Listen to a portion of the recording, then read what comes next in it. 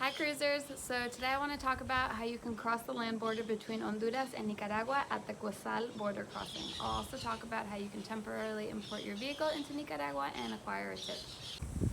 To prepare for the border crossing between Honduras and Nicaragua, you're going to need to do a few things beforehand. So you need to fill out a Prechequeo online at Nicaragua's immigration website. I'll post a link to where you can do this in the description of this video. The other thing you need to do is you need to acquire a negative PCR test. So the test has to be administered within 72 hours of you entering Nicaragua. You also need to bring copies of your results, as they'll collect 2 copies at the border when you cross. In order to acquire a tip, you're going to need a few documents as well. So you're going to need your passport, the title of your vehicle, the registration for your vehicle, and you're going to need your driver's license. For all these documents, you'll want to make copies as well, because they're going to ask for them when you're taking the tip out. For your driver's license, you need copies of the front and back. Another thing you're going to need for this border crossing is cash. It costs $13 to enter Nicaragua when you're at the immigration's office.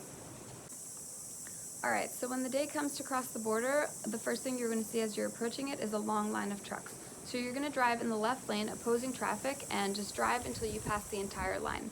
Keep driving straight.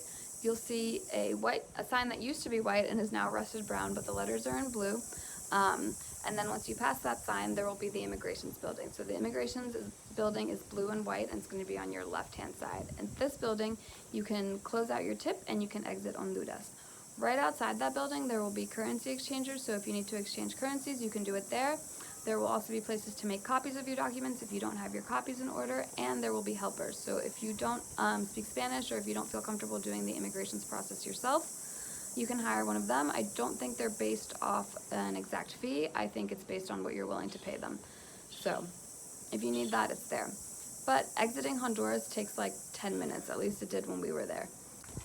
So once you park, you can go into the immigrations building. So on your left-hand side, there's going to be 2 rows of windows. So the furthest row on your left-hand side is where you exit Honduras. So this is the immigrations windows. So wait in line if there's a line at all. There wasn't when we were there, so this took like 2 minutes. Bring your passport and go up to the window with the immigrations official, and they'll ask to fingerprint your right hand, I believe it was, and they'll just stamp you out of the country. It takes like literally 1 minute. Once you're done with that, if you are leaving Honduras, you can close out your tip. So go back like you're exiting the building and go to the first row, and there will be more windows there. So here's where you close the tip. Bring your tip with you, and it takes like 5 minutes to close it also. They just stamp you out. You can't pause it in Honduras, you have to close it. So if you're driving back through, you can just open a new one, otherwise you just have to close it. So we closed it because we were just driving through Honduras, and we'll open a new one on our way back.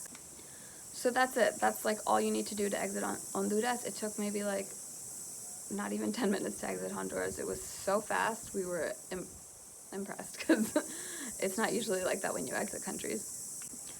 Once you've exited Honduras, you get back in your car and you drive straight. You're going to drive until you get to this little blue building that has a little staircase going up to it, and this is the COVID checkpoint. So have your PCR test results and the copies ready, because you're going to need them. So you park your car like on a dirt road on the side, and you go up to the door. Just open it. There will be someone in there. It was a male nurse for us, so he asked for our original PCR test results, and he asked for a copy of it, and then he took our temperature. So we were all good. He gave us a little piece of paper to put inside our passport and bring it with us when we go into immigration. Okay, so once you're done with the COVID checkpoint, you get back in your car and you drive straight. There will be a blue and white building on your left-hand side. You won't miss it. It's the only building there and the only place to go. So you'll pull up to the building and you'll park. Once you park, get out of your car, and if you're facing the building, on the left-hand side is where you go through immigrations, and on the right-hand side is aduana. So you're going to go to immigrations first. So walk in there, and it'll be set up a lot like an airport. When you go through immigrations, there will be booths that are all like probably like 10 feet apart, and they'll be enclosed in glass. So you just wait in line behind one. We got stuck waiting behind a bus of people coming in, so it took a little bit. But if there was no one there, this would have been fast, because there was someone at every booth. So you go up to the booth, you have your passport ready, and you also need to have your PCR tests and the copies of the results, because they're going to ask for them again. So the immigrations official just asks you where you're staying, how long you're going to be in the country, where you're from, all that stuff that you would normally get asked at immigration. I told him we filled out the Prechequeo online, but he didn't seem to care. I don't know if it's like absolutely necessary to do it, so He seemed like totally unfazed by it when I told him we did it. He was like, okay, cool. Good for you. So once you're done with that, he will also actually give you a white piece of paper that's your customs form. It's like the same thing they would give you on a plane. So you fill that out if you're claiming anything and you need this to do the tip. So you take that, you go over to the first booth on the left-hand side if you're facing the booths, and that's where you're going to pay your visa fee to enter Nicaragua. So it costs $13 US per person. We paid it in cash. They also accept Cordobas. I'm not sure if they accept credit cards, so have cash on you. Alright, so once you've paid the entry fee into Nicaragua, you're done with the immigrations portion of this.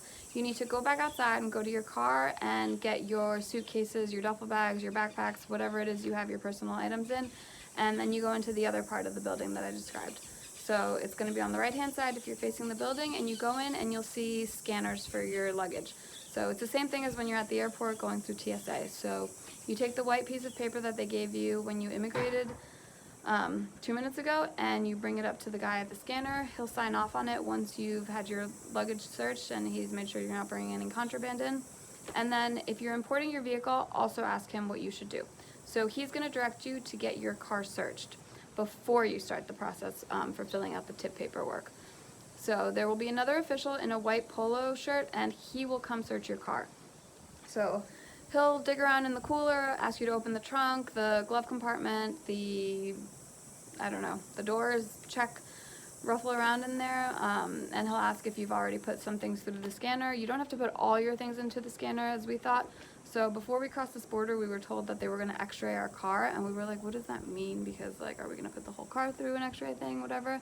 But that's what they mean. They mean take out your luggage, put it through the x-ray machine, like at the airport, and then the person will come search your car. Okay, so once your luggage has been searched and your car has been searched and everything has been put through the scanner and you have the 2 signatures on your customs form, then you can begin the process to import your vehicle. So you're going to go back into the aduana building, and on the right-hand side you're going to see 2 windows. At the first window is where you can do the import process for your vehicle. So to import your vehicle, you're going to need your passport, your driver's license, the title of your vehicle, and if your title doesn't state your license plate on it, you're going to need the registration card for your vehicle as well. For all these documents, you're going to need copies as well as the originals. For your driver's license, you need copies of the front and back. So you go up to the first window, you wait in line, if there is a line, and then once it's your turn, you hand over all these documents. They gave us 30 days for the tip in Nicaragua. I think that's the standard. I'm not sure what happens if you overstay the tip, but don't, because throughout Central America there are crazy fines and fees if you overstay. So just keep that in mind, that you'll probably get 30 days as well, because we've crossed into Nicaragua twice now, and each time they've given us 30 days. So the person who files for your tip is also going to ask where you're staying in Nicaragua, so have proof of where you're staying and have the address ready, because they're going to write it down on the tip. Okay, so when we were there, the system was down, so our tip was handwritten on a piece of paper, but normally it would be typed up. But we were probably waiting around for our tip for like an hour and a half, but it's only because their system was down and the aduana official had to get in contact with the main office in Managua to make sure he could issue tips without putting them into the system. So your tip should be typed up, but if it's not, they'll give it to you in a written out form, and it doesn't cost anything, so you don't need cash for this part of the process.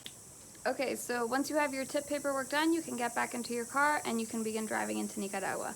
So you're going to get to one more checkpoint before you enter the country. This official is going to instruct you to buy car insurance. It's mandatory in Nicaragua, and if you get pulled over and you don't have it, I'm not sure what happens. So what happened at this border crossing is a woman actually came up to the driver's side of the window where I was sitting, and she sold me insurance sitting right there. It costs $12 US. It's called Seguros La Fice. She'll give you a piece of paper that looks like this with all your insurance information on it and the number for your agent. So just keep that handy. So we were pulled over about 20 minutes after we crossed into Nicaragua, and the police officer asked for our tip, our passports. He checked our tourist cards, and he asked for the insurance. So we had everything ready, so he basically just wished us a safe drive and welcomed us into the country. He was really nice. But yeah, just have it. It's $12 and it covers you, so might as well get it in case you get pulled over. But that was it. The border crossing process took us a little over 3 hours, but it's because we were stuck behind a bus, an entire bus of people coming into Nicaragua at the time, and then the system was down. But we crossed into Nicaragua 2 times at this point, and The second time it only took about an hour and a half because there was no one at the border. It was just us, so it was really quick and it was really pleasant. So yeah, it's a pleasant border. Just make sure you have all your paperwork in order, all your copies, and your COVID tests. That's really important. That's the first thing they check. So if this was helpful, please check out my blog at groovinandcruisin.com and subscribe. I wish you all safe travels and feel free to reach out if you have any questions. All right, take care. Bye.